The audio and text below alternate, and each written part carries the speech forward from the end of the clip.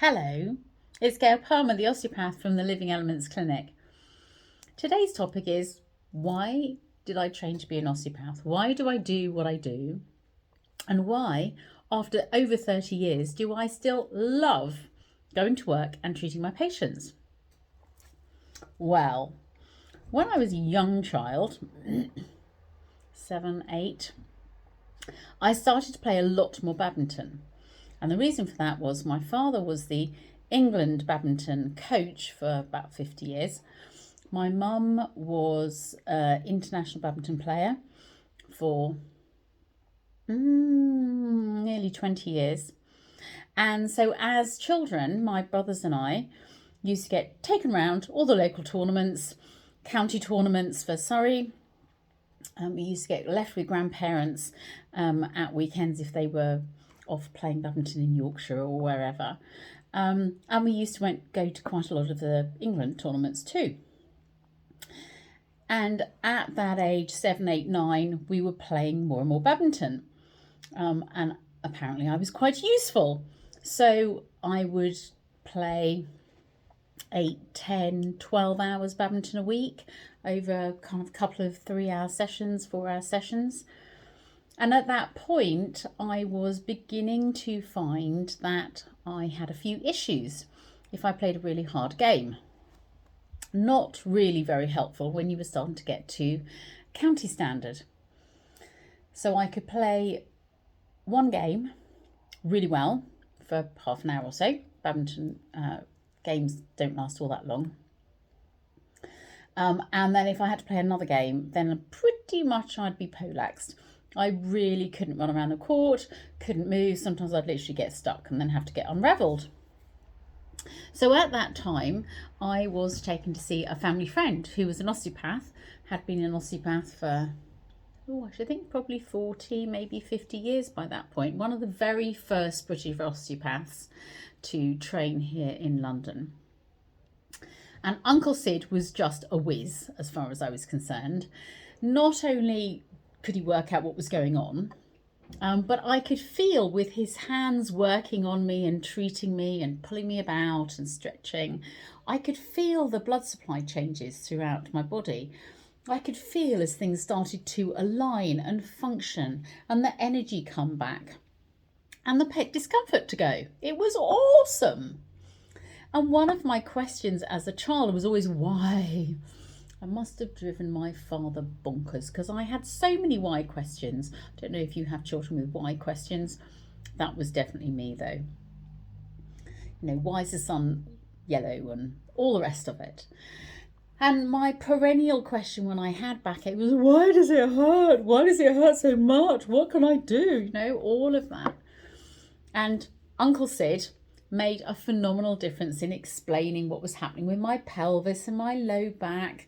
And it didn't like running backwards and looking up a lot, which funnily enough is what you do an awful lot of in badminton. You don't do that in tennis in the same way.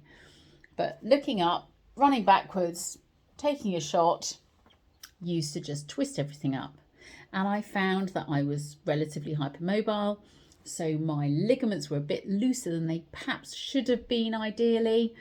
And because I was doing so much training, I was overusing certain joints and everything would get tight and I'd have a muscle spasm and then I couldn't move. So osteopathy was my quest to find out why did things happen like that and then how could I resolve it. As a child, like many children, I used to have the occasional sore throat. And you'd go to the doctors, and at that time, antibiotics came in banana or strawberry flavoured drinks, and they were truly revolting. They often used to say, the medicine was the most uncomfortable, unpleasant part of it. Yes, I'm inclined to agree with antibiotics at that point. No, they weren't in nice little capsules that didn't taste of anything. And I could never really understand why, having some antibiotics, yes, it would take the inflammation down, but then you still felt bleh. And so osteopathy was partly my route to understand how to become healthier. Clearly, from my own experience, going to the doctors gave you a a plaster, a fix-it pill, but didn't actually make you feel amazing and fantastic ongoingly afterwards. It was literally a 1 point source of resolution and then go away. And with all the restrictions with the NHS and what have you, and how doctors are now trained much more pharmacologically indicated, that natural way and holistic way of working has become less and less available to most people. But fortunately, as an osteopath, I do work very holistically. And so I'm interested in how you got to be at the place you are, what caused the problem, and how can we change that, so not only that the symptoms change, but also the cause, and so you don't end up with further problems, if at all possible. So that's why I trained to be an osteopath. I loved the training, completely loved the training. I loved the theory, the anatomy, the physiology. I liked doing the functional anatomy, how it related to how you operate as a human being and different systems interacting together. And then the joy of going into clinic and working with clients and patients to see how I can actually affect their bodies and how we can get things to resolve. Obviously, for most people, they come in because they're in pain.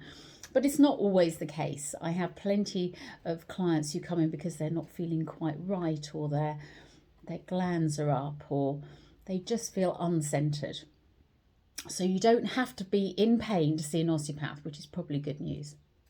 So hopefully that's answered that question. I know I'm asked it quite often, but I've never regretted training to be an osteopath. I have more why questions each and every day, and I get them answered, and I listen to the body, and it gives me the answers. If you know how to ask the questions and you know how to listen in the right way, or feel with your fingers, then almost anything can get resolved.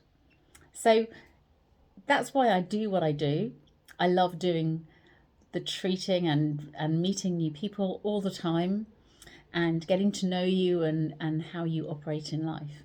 So hopefully that gives you some confidence in myself as an osteopath, and a cranial osteopath in particular. So speak to you soon. Take care for now. Your health is my priority. So just place your healing in my hands.